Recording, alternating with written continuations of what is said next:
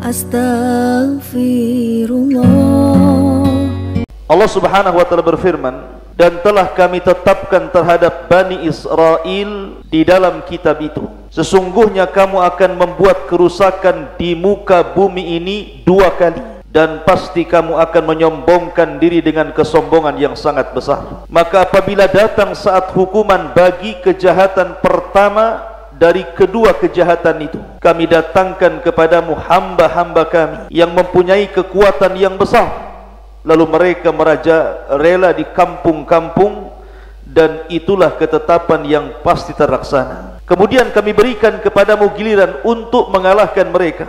Kami membantumu dengan harta kekayaan dan anak-anak, dan kami jadikan kamu kelompok yang lebih besar. Jika kamu berbuat baik, berarti kamu berbuat baik bagi dirimu, dan jika kamu berbuat jahat, maka kejahatan itu bagi dirimu sendiri. Dan apabila datang saat hukuman bagi kejahatan yang kedua, kami datangkan orang lain untuk menyuramkan muka-muka kalian, dan mereka masuk ke dalam masjid sebagaimana musuh-musuhmu memasukinya pada kali pertama kali, dan untuk membinasakan sehabis-habisnya apa saja yang mereka kuasai. Ma'asyiral muslimin yang dimuliakan Allah Subhanahu wa taala, surah Al-Isra ayat 4-7 ini mengkisahkan tentang hancurnya Baitul Maqdis. Dan tentu kisah kehancuran Baitul Maqdis sangat erat kaitannya dengan satu raja yang disabdakan Nabi SAW bahwa di dunia ini ada 4 raja yang menguasai dunia barat, timur, selatan dan utara. Bahkan dikatakan oleh Syekhul Islam Ibnu Taimiyah rahimahullahu ta'ala dalam kitabnya Al-Majmu'ul Fatawa, yang 2 mukmin dan yang 2 kafir.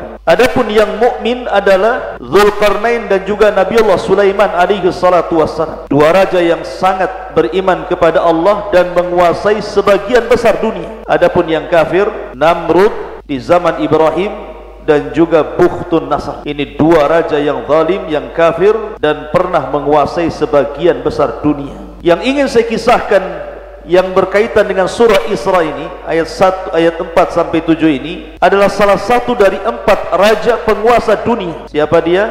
Raja Bukhtun Nasr. Raja Bukhtun Nasr. Al-Imam Ibnul Athir rahimahullahu ta'ala, sebagaimana disebutkan dalam kitab Al-Kamil jilid yang pertama halaman 228, para ulama berselisih pendapat tentang kapan Bukhtun Nasr ini diutus oleh Allah Azza wa Jalla untuk menghancurkan orang-orang Yahudi, bahkan menghancurkan Baitul Maqdis sampai ke akar-akarnya. Ada yang mengatakan bahwa Bukhtun Nasr ini hidup di beberapa nabi. Jadi dia hidup sezaman dengan beberapa nabi. Di antaranya nabi yang sangat masyhur adalah Nabi Daniel, kemudian Irminia, kemudian Hanania, kemudian Azaria, kemudian Mishailah. Itulah nama-nama nabi yang sezaman dengan Bukhtun Nasr.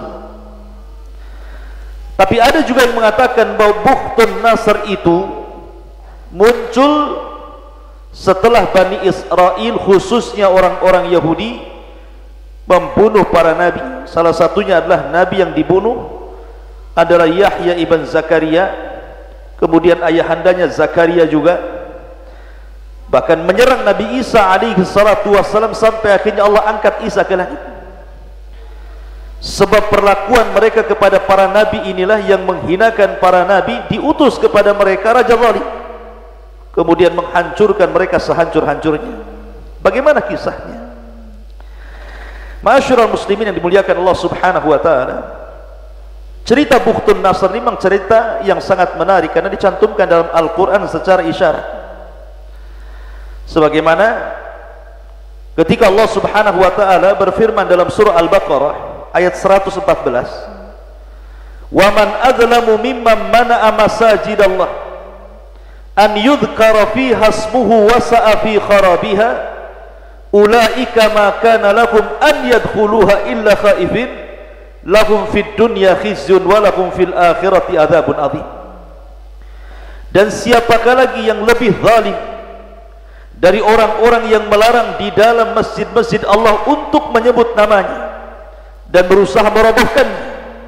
Mereka itu tidak pantas memasukinya kecuali dengan rasa takut kepada Allah, mereka akan mendapatkan kehinaan di dunia, dan di akhirat mereka mendapatkan azab yang berat. Lah salah satu penafsiran dari surah Al-Baqarah 114 ini, salah satu asbab nuzulnya bicara tentang Bukhtun Nasr yang menghancurkan Baitul Maqdis sampai Haikal Sulaiman itu dihancurkan sehancur-hancurnya. Ma'asyiral muslimin yang dimuliakan Allah Azza wa Jalla. Jadi Bukhtun Nasr ini sebelum jadi raja, dia adalah seorang pemimpin pasukan perang, bahwa dia membawahi 100.000 pasukan kuat di zaman itu, sehingga pasukannya tidak bisa dikalahkan. Dan kita tahu bahwa Bukhtun Nasr itu kan hidup di zaman yang saya sebutkan tadi. Ada yang mengatakan hidup di zaman nabi-nabi tadi yang saya sebutkan, ada juga yang mengatakan setelah Yahya ibn Zakaria dibunuh. Di Irak ada sebuah negeri namanya Babil. Negeri ini disebut orang-orang Kaldaniun. Lah Bukhtun Nasr itu hidup di Babil. Setelah dia menjadi raja di Babil, memimpin orang-orang Kaldaniun itu, Bukhtun Nasr ini diberikan kecerdasan perang dan juga kecerdasan yang lainnya. Bahkan disebutkan dia pernah membuat kebun yang ada di atas langit. Jadi kebunnya itu bukan di bumi gitu, dia buat kebun tergantung di langit. Karena ketika dia menikah dengan istrinya menghendaki untuk melihat yang hijau-hijau dari tanaman-tanaman, akhirnya dibuatkan sama dia kebun di atas langit. Saking cerdasnya Bukhtun Nasr itu dengan teknologi dia saat itu. Bahkan dia membuat 8 gerbang untuk mengelilingi negaranya, dan gerbangnya besar-besar terbuat dari emas dan perak, dan itu gerbang terindah kali itu, menunjukkan kemajuan kota Babil Irak saat itu. Lah Bukhtun Nasr ini membawa 100.000 pasukan, kemudian menaklukkan daerah-daerah sekitar Irak, sampai akhirnya dia pun mulai menaklukkan di luar Irak. Kemana? Ke arah Syam dan ke arah Damaskus. Lah cerita Bukhtun Nasr ini dan juga pasukan kuat yang menyebar sampai ke Syam dan Damaskus, sampai Raja Damaskus itu ketakutan ketika datang pasukan besar dipimpin oleh Bukhtun Nasr. Karena ketakutan Bukhtun Nasr akan menghancurkan Syam dan Damaskus, maka Raja Damaskus ketika itu menjumpai Bukhtun Nasr, kemudian mengaku kalah dan siap membayar jizyah, upeti. Yang jelas jangan diserang, saya akan bayar upeti apa yang kau kehendaki. Setelah kemudian Bukhtun Nasr berhasil menaklukkan Syam dan Damaskus, disinilah kemudian dia mulai melirik daerah di sekitarnya, daerah sekitarnya Suriah hari ini gitu, sampai ke Palestina. Akhirnya kemudian bergeraklah pasukan Bukhtun Nasr ini ke Suriah, bahkan sampai ke Palestina. Lah ketika itu Raja Palestina dipimpin oleh keturunan Nabi Allah Daud alaihi salatu wassalam. Jadi anak cicit Nabi Daud yang memimpin Palestina kala itu. Sebagaimana Syam dan Damaskus juga merasa takut dengan Bukhtun Nasr, dia pun takut karena pasukannya besar, pasukannya kuat, dan kalau dia menyerang sebuah negeri tidak disisakan. Akhirnya Raja Palestina ini mengikuti apa yang dilakukan oleh Syam dan Damaskus, ingin menyerahkan diri dan membayar upeti saja, asal jangan diserang. Rupanya disambut baik oleh Bukhtun Nasr. Akhirnya kerajaan-kerajaan kecil di bawah kekuasaan Bukhtun Nasr dan mereka membayar upeti. Masalahnya orang-orang Palestina itu banyak orang-orang Yahudi, Bani Israel, tidak setuju dengan keputusan rajanya yang memberikan upeti terus setiap tahun kepada Bukhtun Nasr. Akhirnya karena tidak setuju inilah mereka pun kemudian berkumpul, kemudian datang kepada rajanya memprotes agar raja memutuskan hubungan dan tidak membayar upeti lagi. Tapi sang raja tidak mau karena ini kemaslahatan. Karena tidak mau menolak kemauan Bani Israel, dibunuhlah Raja Palestina ini di tangan Bani Israel. Kemudian setelah dibunuh rajanya, Raja Palestina, orang-orang Bani Israel ini kemudian memutuskan hubungan antara Palestina dan Bukhtun Nasr. Marah Bukhtun Nasr. Disinilah cerita dimulai. Akhirnya kemudian Bukhtun Nasr membawa pasukan besar, kemudian datang ke Palestina, dihancurkannya Palestina sehancur-hancurnya. Tidak ada satu bangunan kecuali dirobohkan, tidak ada manusia kecuali dibantai, sehingga tidak ada satupun laki-laki kecuali dibunuh, dan wanitanya menjadi tawanan perang, menjadi budak beserta anak-anaknya dibawa ke babi. Sampai Baitul Maqdis hancur rata dengan tanah. Kemudian kitab Taurat dibakar sampai tidak tersisa papan. Bahkan Haikal Sulaiman, atau tahu Haikal Sulaiman? Haikal Sulaiman itu pondasi Masjidil Aqsa. Jadi Sulaiman itulah yang membangun Masjidil Aqsa. Kecil Masjidil Aqsa itu, kemudian dilebarkan sampai sekarang lebar sekali. Lah Haikal Sulaiman itu bangunan asal. Bangunan asal yang dibangun oleh Sulaiman itu disebut Haikal Sulaiman. Inilah haikal inilah yang sampai hari ini orang-orang Israel mencarinya. Sehingga saya dengar bahwa Masjidil Aqsa itu sudah bolong bawahnya. Kemudian dicari-cari, dikorek-korek oleh orang-orang Israel untuk dirobohkan dan dikembalikan kepada Haikal Sulaiman, karena sebuah keyakinan apabila haikal itu berdiri, maka Metius yang ditunggu-tunggu menurut mereka adalah penolong, menurut kita Dajjal, akan datang dan akan memimpin mereka. Jadi Bukhtun Nasr itu betul-betul meratakan bangunan Haikal Sulaiman. Bahkan barang-barang yang ada dalam Masjidil Aqsa itu diangkut semua ke Irak. Bayangkan, kota yang tadinya indah, kota yang tadinya makmur menjadi kota yang hancur lebur rata dengan tanah.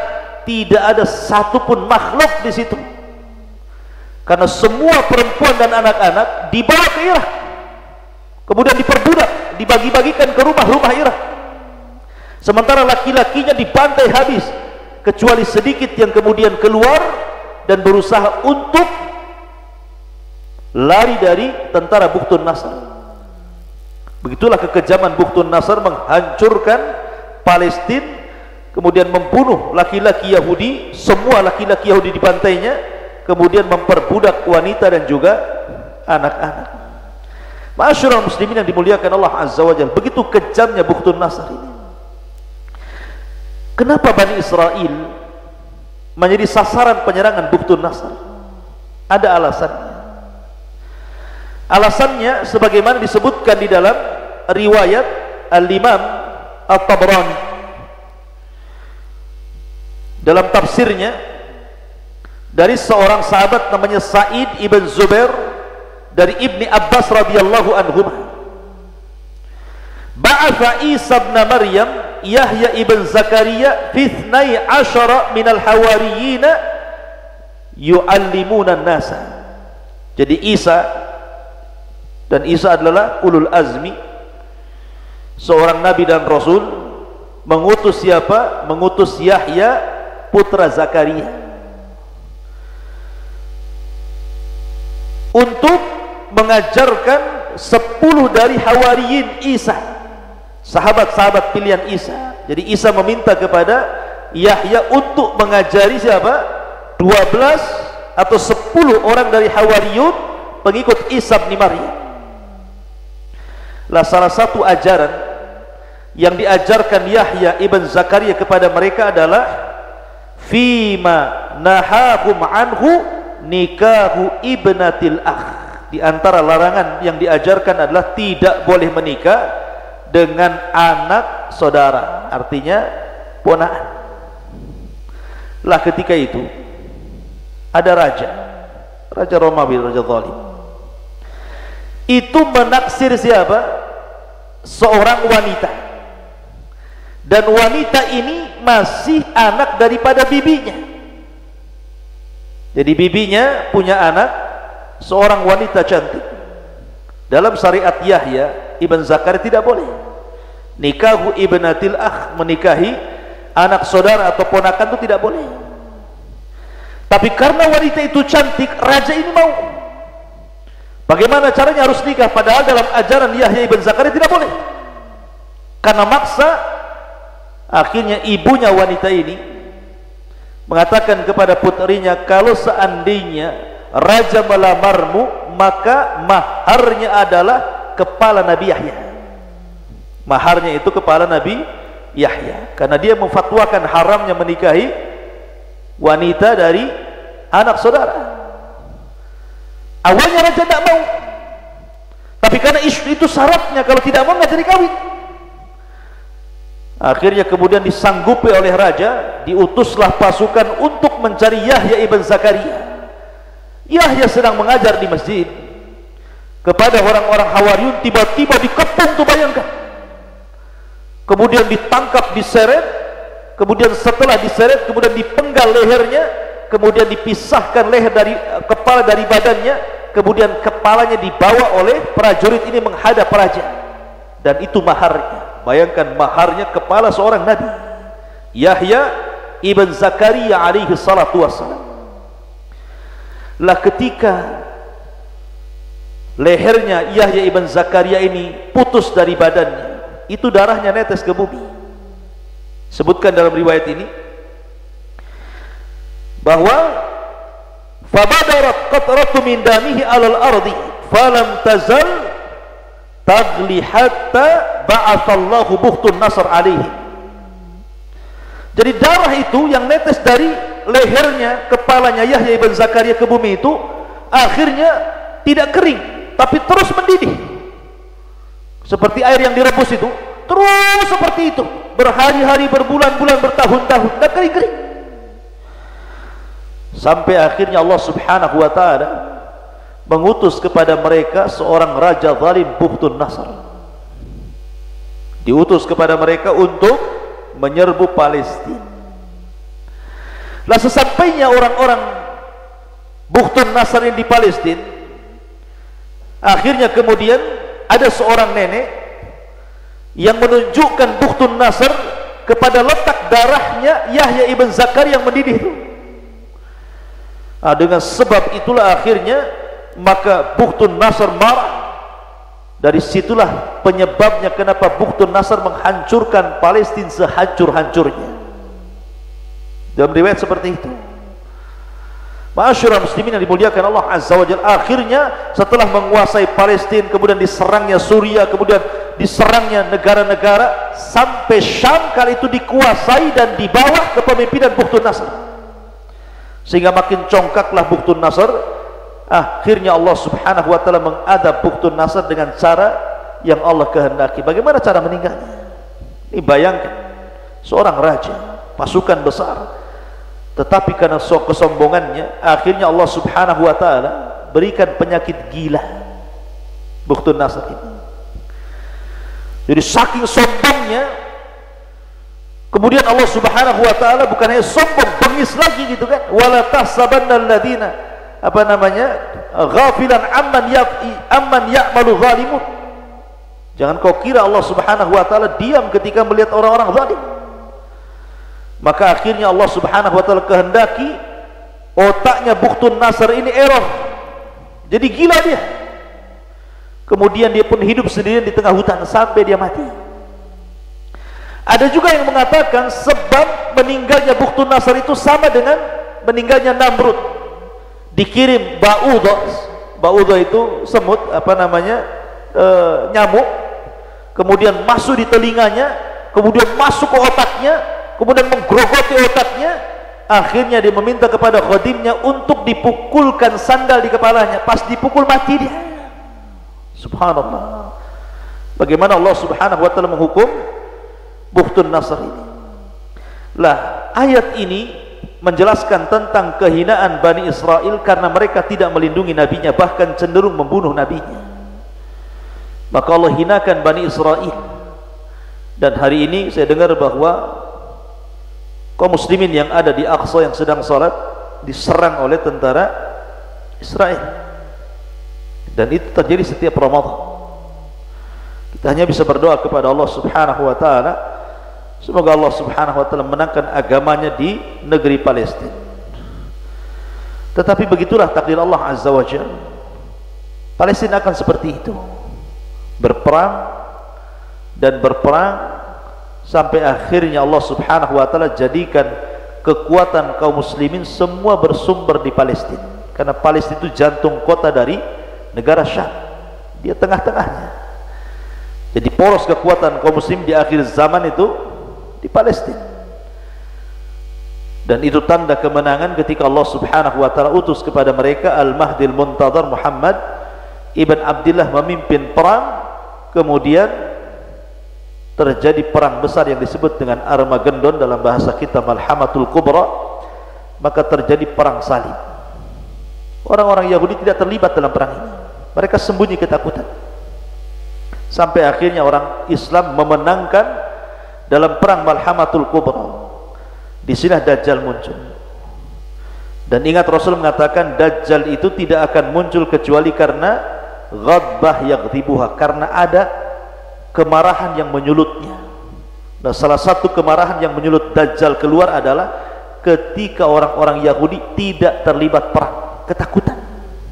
Maka Dajjal marah, keluarlah Dajjal kepada orang-orang Yahudi, dan di situ sudah ditunggu 70.000 Yahudi Asfahan.